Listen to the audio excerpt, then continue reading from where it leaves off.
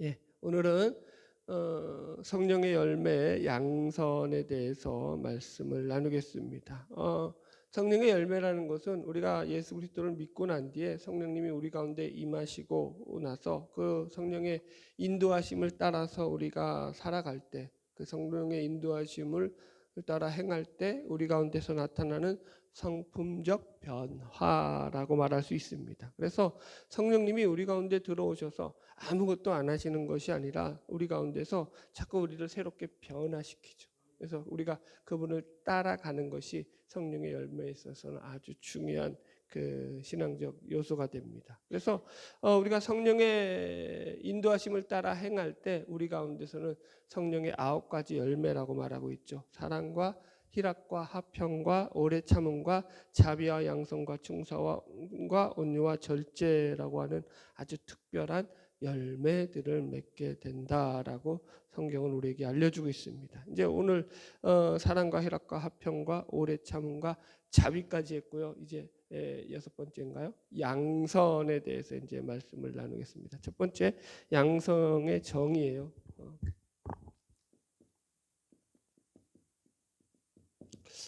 양선이라는 말은 헬라어로 아가토시네라고 해요. 아가토시네. 그래서 이게 아가토스와 시네의 합성어예요. 그래서 아가토시네라는 말은 아가토스라는 말은 그대로 말 그대로 선이에요. 선을 가리키는 거예요. 그다음에 이것은 이제 시네는 속성을 가리키는 말이에요. 이 속성을 가리키는 그런 것이 시네요. 그래서 굳이 표현하자면 선한 속성이라는 말이에요. 아가토시네라는 말 자체가. 그래서 영어로는 굿네스로 번역되죠. 혹은 굿이라고 번역이 돼요. 굿네스라고 영어에서는 번역이 됩니다. 그래서 선행, 선함, 착함, 옳음, 좋음, 이런 여러 가지 의미로 다양하게 번역된다고 할 수 있죠. 일반적으로 그래서 이 좋다라는 말, 선하다라는 말이 우리는 되게 다양하게 쓰인다라고 봐야 돼요. 우리가 흔히 양선이라는 말은 안 쓰잖아요, 그죠? 일반 사회 속에서도 우리 그냥 선하다라고 해석하시면 돼요. 선하이라고 우리가 착함, 선함, 좋음 굳이 풀이하자면 그래서 이걸 착함, 선함, 좋음 이런 식으로 우리가 말을 표현할 수 있죠. 그래서 이 말은요. 우리가 일반적으로 볼 때 그래서 이 양선이라는 말을 그냥 광의적인 표현으로 보면 아주 다양하게 세상에서도 그 말을 쓸 수 있어요. 예를 들어서 우리가 좋다라는 말만 조금만 살펴봐도 이 좋다라는 말이 얼마나 그냥 광범위하게 사용되고 있냐면은 우리가 예를 들어가지고 이렇게 합시다. 만약에 저 그림이 좋다라고 했을 때 그 그림이 좋다라는 것은 그 그림이 아름답다, 멋지다 이런 의미겠죠. 그런데 예를 들어가지고 또 약수터에 갔는데 물을 먹었더니 이 물맛이 좋아요. 물맛이 좋다라는 것은 그 물이 가지고 있는 어떤 그 효능이라든가 그죠? 그런 걸 이야기죠. 그게 좋다라는 거겠죠. 예를 들어서 사람이 좋다라고 하면 그 사람에 대한 감정에 대한 말이 되는 거죠. 그러니까 이 좋다라는 게 아주 다양하게 쓸 수 있어요. 예를 들어서 건강식품을 먹고 그게 이거 좋은데라고 했으면 그건 뭘 말하는 거예요? 그 건강식품이 가지고 있는 그 효능이 좋다라는 얘기죠.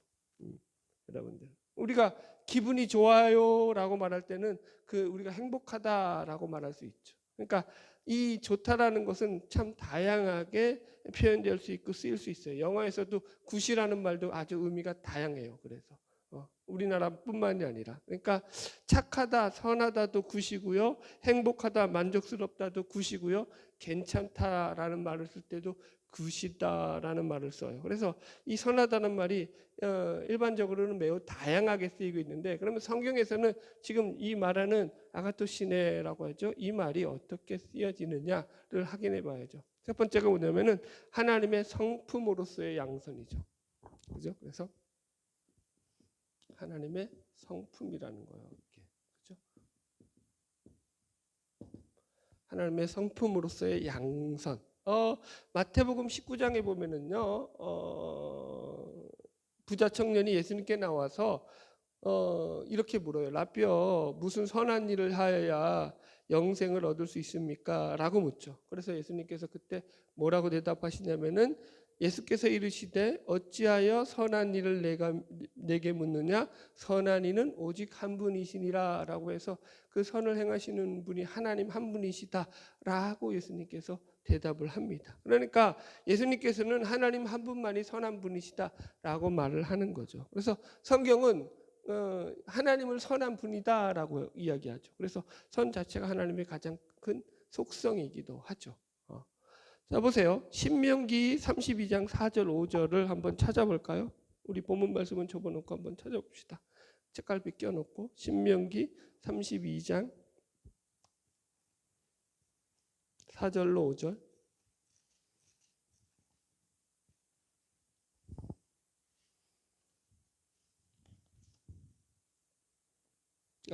이 말씀은요, 지금 모세가 이스라엘 백성에게 가르치는 노래예요. 그래서 이 노래 가운데 하나님의 속성을 이렇게 노래하고 하고 있어요. 신명기 32장 4절로 5절 읽읍시다. 시작.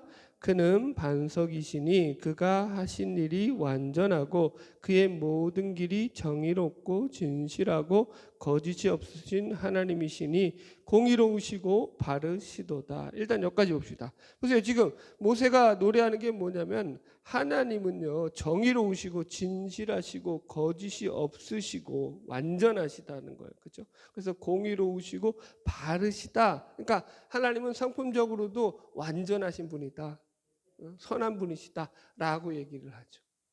그죠? 그러면서 5절 읽어봅시다. 시작. 그들이 여호와를 향하여 악을 행하니 하나님의 자녀가 아니요 흠이 있고 삐뚤어진 세대로다. 이게 무슨 말이냐면은, 지금 모세가 이 노래를 가르치시는 목적이 뭐냐면은 하나님의 선하심과 이스라엘의 부패함에 대한 이야기를 하는 거예요. 그러니까 이스라엘 백성들이 실패하는 이유가 뭐냐면, 하나님이 완전하지 않기 때문에, 하나님이 선하지 않기 때문에, 하나님이 능력이 부족하기 때문에 실패하는 것이 아니라 너희들이 악하기 때문이다. 이거 명심해라 라는 차원에서 지금 하나님의 선하심과, 그죠?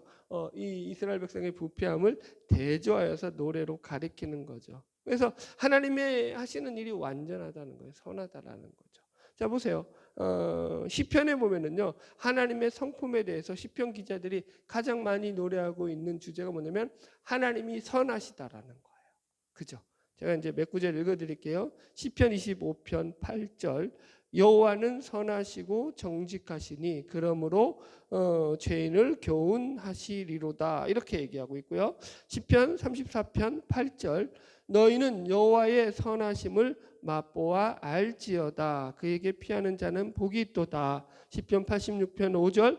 주는 선하사 사유하시기를 즐기시며 주께 부르짖는 자에게 인자하심이 후하심이로다.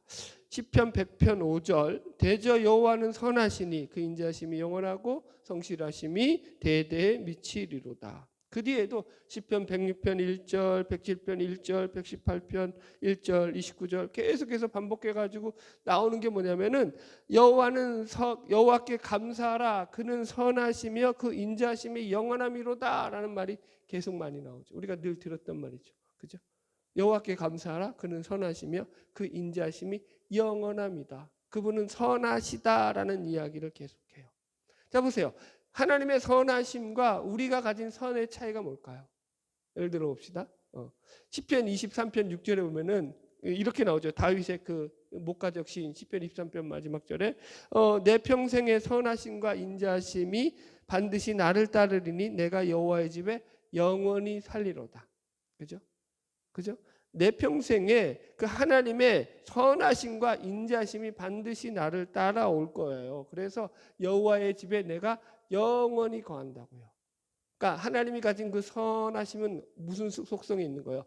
영원함이라고요. 영원하다고요. 우리가 가지는 것들, 우리는 좋았다 나빴다 하잖아요. 그죠? 올라갔다 내려갔다. 우리에게는, 그죠?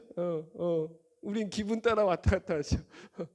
하나님은 그렇지 않다는 거예요. 충동적이지 않고 일시적이지 않고 그 선하심이 영원하다라는 거예요. 그래서 이 성경에서 말하는 이 양선에서의 하나님의 속성으로서의 선의 근거는 우리의 착함이나 올바름, 의로움 이런 것들이 아니라 하나님께 그 기준을 두고 그분의 뜻과 목적에 이루어지는 것을 가리켜 가지고 선하다라고 이야기합니다.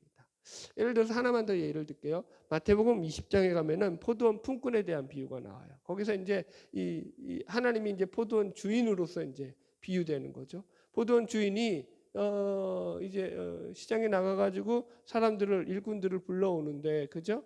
아침에 나갔더니 사람들이 있어서 불러왔어요. 그리고 또 나가서 이제 정오에도 불러오고 몇 번을 더 나갔죠. 그리고 마지막에는 이제 저녁 5시쯤 돼가지고 오후 5시쯤 돼가지고 보통 이제 6시로 끝난다고 하면 1시간 정도밖에 안 남은 거예요. 그런데도 또 일꾼을 불러왔죠.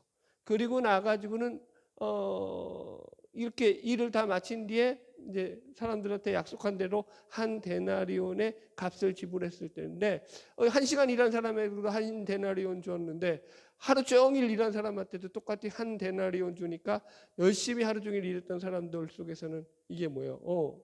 이게 뭐냐 하면서 화가 났죠. 그래서 막 주인에게 따져 묻죠. 그럴 때 이제 예수님의 비유 가운데 이 포도원 주인이 하는 말이 뭐죠, 여러분들? 하나님의 변론은 이거예요. 마태복음 20장 15절 내 것을 가지고 내 뜻대로 할 것이 아니냐 내가 선함으로 악하게 보느냐라고 얘기를 해요. 여기서 예수님이 쓰시는 말이 뭐라고요? 이 주인이 선하다라는 거예요. 근데 너희가 악하게 보자라고 얘기를 하죠. 그러니까 이게 되게 중요한 말이죠. 선과 악은 너희들이 정할 문제가 아니다라는 거예요. 오직 선은 하나님의 뜻대로 행하고 정하시는 것이 선의 근거고 기준이 되어야 된다라는 게 성경의 가장 큰 특징이죠. 두 번째로 이제 이 선은요, 하나님의 성품이 첫 번째고요. 그다음에 두 번째로서 성경에서 말하는 선은요, 기능적인 선이 있어요. 이건 좀 기능적인 의미에서 선은 뭐냐면은 목적에 적합한 것을 가리켜요. 목적에 적합.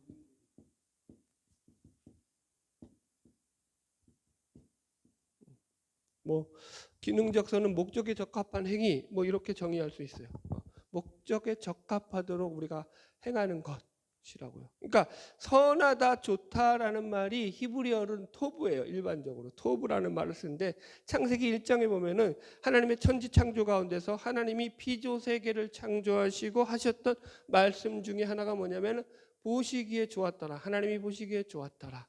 창세기 1장 3절로 4절 하나님이 이르시되 빛이 있으라 하시매 빛이 있었고 그 빛이 하나님이 보시기에 좋았더라. 10절 하나님이 묻힐 땅이라 부르시고 모인 물을 바다라 부르시니 하나님이 보시기에 좋았더라. 이런 말이 계속 나오죠. 이게 토브예요, 여러분들. 그래서 이 말이 7번 나오는데요. 6번은 이제 창조하신 피조 세계를 갖다 그저 첫째 날, 둘째 날 해가지고 6째 날까지 주었더라 하고 마지막 7번째는 뭐냐면 하나님이 모든 것들을 다 마치고 나서 그 뒤에 가장 좋았더라라고 해서 심히 좋았더라라고 말할 때 한 번 더 좋았다라는 말이 나와. 읽어드릴게요. 11절 말씀, 31절 창세기 1장 31절 하나님이 그 지으신 모든 것을 보시니 보시기에 심히 좋았더라. 저녁이 되며 아침이 되니 이는 6째 날이라 라고 나오죠. 여러분들. 그러니까 보세요. 여기서 지금 하나님이 모든 피조 세계를 만드시고 하시는 말이 좋았다라는 것, 토브, 선하다라고 말하는 거예요. 우리식으로 말하자면. 그죠? 왜 그렇게 말하냐면은 그것이 하나님이 창조하신 목적에 아주 부합되었기 때문에 적합했기 때문이라는 거예요. 그러니까 하나님이 창조하신 목적대로 잘 만들어졌기 때문이라는 거죠. 자, 설명해 볼게요. 이런 거요. 목적은요 상당히 중요한 게 뭐냐면은 그 목적에 따라서 선과 악을 우리가 판별하게 되는 거야. 목적이 선과 악을 판별하는 뭐가 돼요? 판별 기준이 될 때가 있죠. 예를 들어서 글씨를 너무 예쁘게 써요. 그죠? 예를 들어 봅시다. 어떤 게 있을까요? 만약에 우리가 의사를 찾아가요. 근데 보통 사람들이 의사를 찾아가는 것은 병을 치료받기 위해서 찾아가죠. 그죠? 그래서 그 의사가 좀 특명스럽거나 혹은 반대로 친절하다 할지라도 그것으로 그 의사를 좋다라고 얘기하지 않아요. 그 의사가 특명스럽더라도 누구보다 병을 잘 진단하고 치료해주면 그 사람은 어떤 의사예요? 목적에 부합되니까 좋은 의사죠. 그 사람이 아무리 친절하고요, 그죠? 그 사람이 아무리 뭐라 그럴까요? 서비스를 많이 해준다고 하고 심지어 약값의 반을 치료비의 반을 깎아줬다고 합시다. 그래도 치료를 제대로 못하면은요 좋은 의사가 아니죠. 목적에 부합되지 않기 때문에. 그죠? 이런 예는 아주 많죠. 예를 들어서 어떤 사람이 고급 세단 차를 탔다고 합니다. 그래서 젊은 어떤 가장이 자기의 가정을 위해서 아주 고급스러운 세단 차를 뽑았어요. 그게 여러분들 보세요. 목적에 따라서 이게 좋은 차가 될 수도 있고요. 그죠? 나쁜 차가 될 수도 있어요. 예를 들어서 그 차를 통해 가지고 그 차가 가족을 태우고 안전하게 운전을 하면서 가족들에게 그 즐거움을 줄 수 있는 그런 차를 여가를 누리기 위해서 샀다 그러면 그건 좋은 차가 될 수 있겠죠. 그런데 만약에 그 사람이 가정을 위해서 내가 택배 배달을 하는데 이 택배 배달을 목적으로 해서 그 세단을 샀다고 합시다. 그럼 그건 아주 나쁜 차가 되는 거죠. 택배 배달하게 하기에 그 세단은요 아주 쓸모가 없죠. 짐도 많이 못 싣고 기름도 많이 들고요. 이해하시겠죠? 어떻게 된 거예요? 목적에 따라서 똑같은 물건일지라도요, 똑같은 사람이고 똑같은 물건이라도 전혀 다른 결과를 도출해 내더라는 거죠. 이게 바로 이제 목적이 가지고 있는 중요한 의미라는 것입니다. 그럼 보세요. 교회에서는요 무슨 차가 좋은 차죠? 스타렉스가 좋은 차예요. 교회에서는 성도들 많이 싣고 운전할 수 있는 차가 좋은 차죠. 그런데 이런 것들은 얼마든지 예를 들어드릴 수 있습니다. 이렇게 목적에 부합될 때 그리고 목적에 적합할 때 그것을 따라서 선악이 결정되죠. 그런 차원에서 지금 하나님께서 피조물을 가리켜서 보시기에 좋았다라는 것은 하나님의 목적에 부합되고 하나님의 목적에 적합한 존재들로 이 피조세계가 만들어졌다라는 의미가 되는 거죠. 할렐루야. 그래서 이게 큰 성경이 말하는 양선에 대한 의미고요. 그러면 세 번째 세상의 풍조죠. 우리가 달아볼게. 세상 풍조는 그러면 우리가 이제 어떨까라고 봐야죠. 세상의 풍조는요. 하나님이 선이라고 하는데 세상의 풍조는 인간이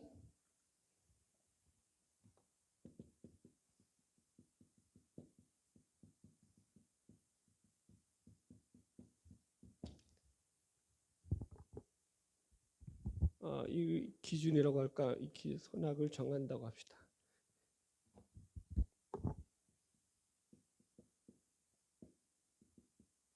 보십시오. 세상 풍조는요. 첫 번째로 선악을 정하는 존재가 하나님이 아니죠. 성경은 하나님이라고 하는데 인간이 그 선악을 정하죠. 그죠? 그래서 성경은 사탄의 유혹에 의해서 아담과 하와가 선악과를 따먹게 되고 난 뒤에 인간에게 죄가 들어옴으로 말미암아서 선악의 문제가 왜곡되었다라고 얘기하죠. 그죠? 사탄의 유혹을 읽어드릴게요. 창세기 2장 5절 너희가 그것을 먹는 날에는 너희 눈이 밝아져 하나님같이 되어 선악을 알 줄 하나님이 아시느니라 이렇게 나와요. 그러니까 마귀의 유혹의 핵심이 뭐냐면 이거예요. 내가 선악과를 따먹음으로 너희가 하나님처럼 될 수 있어라는 거죠. 네가 신이 될 수 있어라고 유혹을 하는 거예요. 너가 다른 말로 하면 선악을 결정하는 존재가 될 거야. 너가 신이 되고 너가 왕이 될 거야라고 유혹을 하죠. 이해하셨죠? 여러분 보세요. 사탄이요 절대로 우리에게 나타나 가지고 야, 너 나를 경배해야 돼. 사탄이 그렇게 안 해요, 여러분들. 사탄이 그렇게 유혹하지 않아요. 보세요. 괴물 같은 게 나타나 가지고 너 나를 경배해, 나에게 절해. 그러면 절하겠어요? 안 하지. 그렇게 안 해요. 어떻게 한다고요? 아니야, 너가 왕이야, 너가 신이야, 너가 마음대로 할 수 있어, 너가 선악을 결정할 수 있어, 네가 원하는 대로 살아라고 얘기를 하죠. 성경은 그게 죄라고 얘기를 한다고요, 여러분들. 보세요. 우리가 선악을 결정하는 주체가 되고 나니까 어떤 문제가 생기죠? 선과 악이 혼란에 빠지게 되죠. 혼돈에 빠지죠. 카오스, 그죠? 그런 상태로 가죠. 그래서 아담과 하와가 제일 먼저 죄짓고 나면서 만들었던 그 카오스 상태가 뭐냐면은 책임을 누구한테 떠넘기는 거예요. 다른 사람한테 떠넘기죠. 그죠? 그러면서 서로 싸우게 되죠. 그러면서 이제 더 나가서 인간은 육체의 욕심을 따라 행하게 되었다라는 것이 지금 성경에서 말하고 있는 인간의 그 타락인 거죠. 자, 그러면 좀 더 들어가서 보세요. 시대 풍조를 좀 살펴볼게요. 이 양성과 가장 반대되는 그런 선을 행하고자 하는 그런 하나님의 그 목적에 부합되지 않는 인간의 사조 중에 하나가 상대주의라는 얘기를 써요.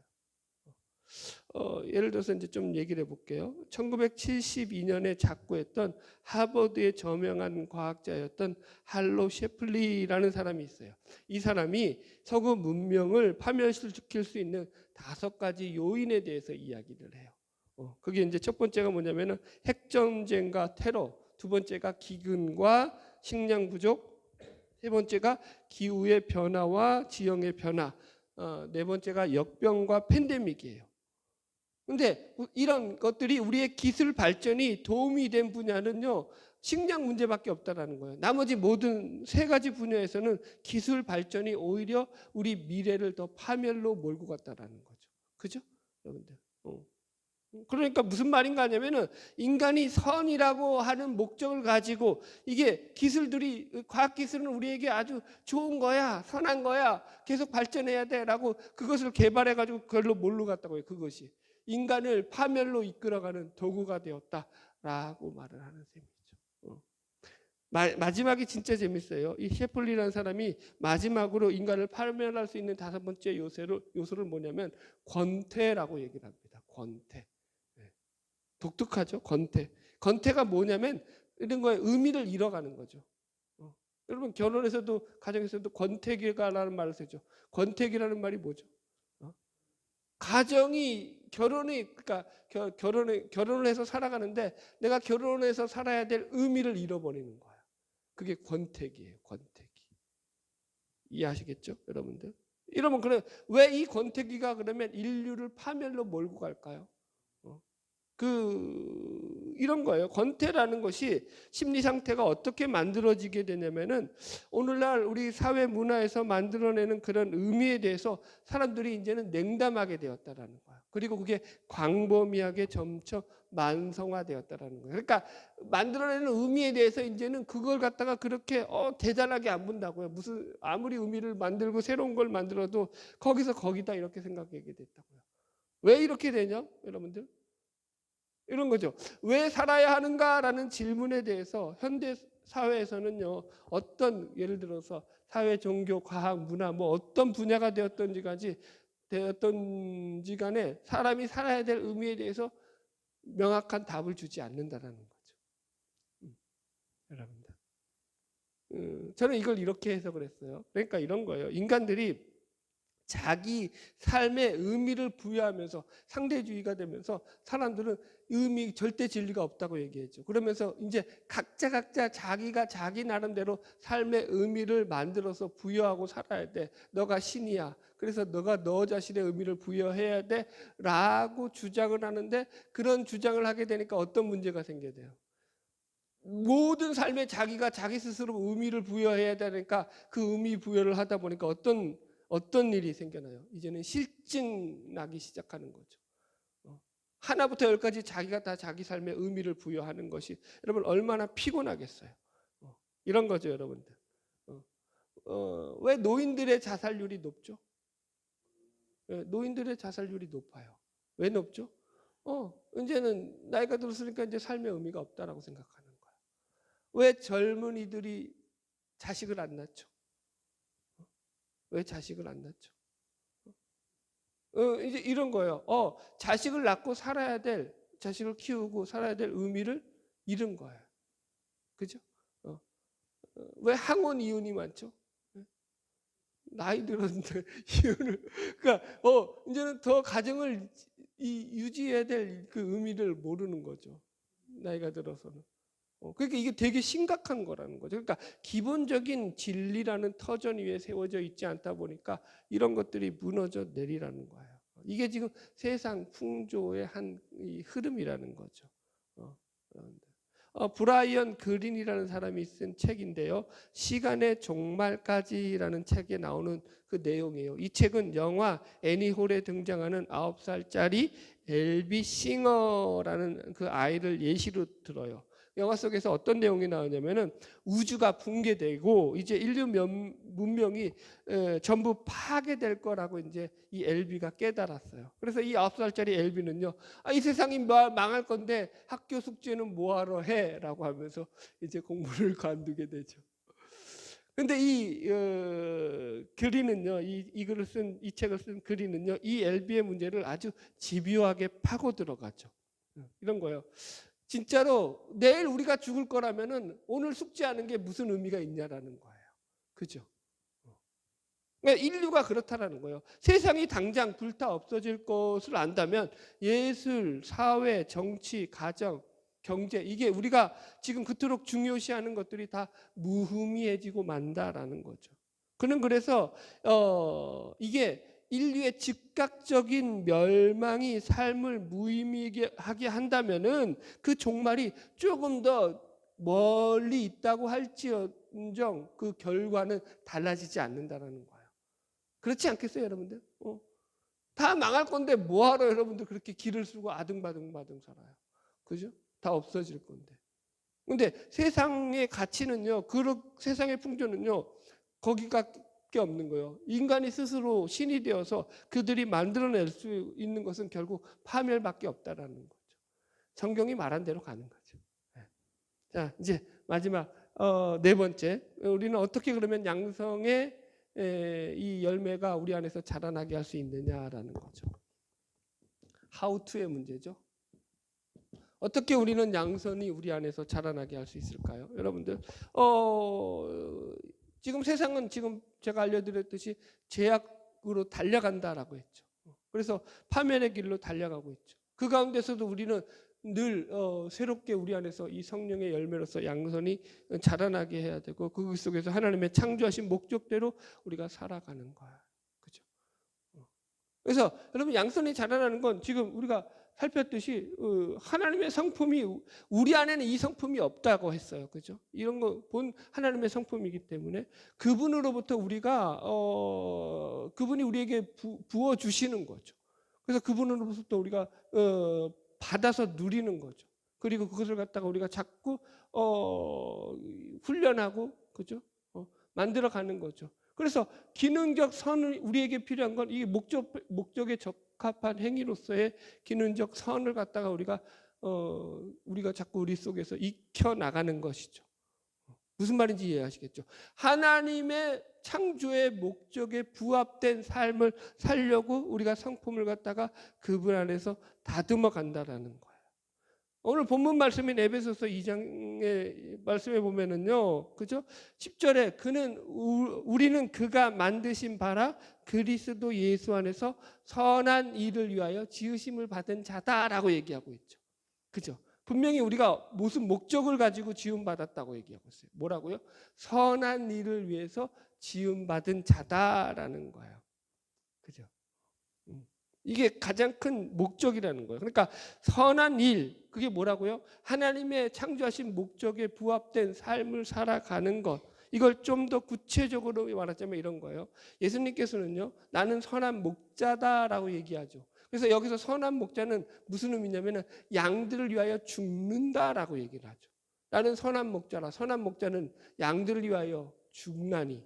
그죠? 이게 바로 그거예요. 그러니까 예수님이 자기를 선한 목자라고 하시는 말씀은 뭐냐면 하나님이 예수님을 보내셨기 때문에도 선한 목자가 되지만 하나님이 이 땅 가운데 보내신 목적 그대로 그 삶을 사셨기 때문에 선한 목자라고요. 그게 무슨 삶이었다고요? 양들을 위하여 죽는 삶이죠. 자신을 내어주는 삶이었다라는 거죠. 그래서 선한 목자라고 얘기하는 거죠. 이게 선한 일이라는 거예요. 이게 양선이라는 거예요. 우리도 마찬가지라는 거죠. 우리 안에 양선은 없어요. 근데 그 양선을 우리가 우리 안에서 이제 성령의 인도하심을 따라서 예수 그리스도를 따라감으로 말미암아서 우리가 만들어가는 거죠. 계속. 그게 어떻게 만들어진다고요? 지금 예수님처럼 예수님이 자기 목숨을 십자가에 내어주심으로 우리에게 생명을 주셨던 것처럼 우리가 다른 사람을 위해서 우리 자신들을 내어주는 삶을 살아야 된다라고 얘기를 하죠. 그게 양선이라고요. 그러니까 예수님이 낮아지셨던 것처럼 우리도 낮아져야 되죠. 예수님이 겸손하셨던 것처럼 우리도 겸손해야 되는 거죠. 예수님이 섬기셨던 것처럼 우리도 섬겨야 되는 거죠. 이런 양선이 필요한 거죠. 우리가 하나님의 축복의 통로로서 살아가는 거죠. 그래서 우리를 통하여서 다른 누군가가 자신의 삶의 존재 가치와 자신의 삶의 의미를 찾고 회복하는 거죠. 우리가 예수님으로부터 우리의 삶의 가치와 의미를 발견하고 새 생명을 얻었던 것처럼 말입니다. 너무 다르다고요. 우리는 그런 존재들이라고요. 여러분, 우리가 오늘 양성에 대해서 말씀을 나누었습니다. 지금도 어딘가에서 방황하고 있을 영혼이 있다면 우리는 그 영혼을 찾아가서 그의 이웃이 되어줄 수 있는 거죠. 그게 양선이라고 성경은 이야기하고 있습니다. 바라기는 저와 여러분을 통해서 하나님의 귀한 축복의 통로로서 양선으로 열매 맺는 귀한 삶이 되기를 주의 이름으로 축복합니다. 기도하겠습니다.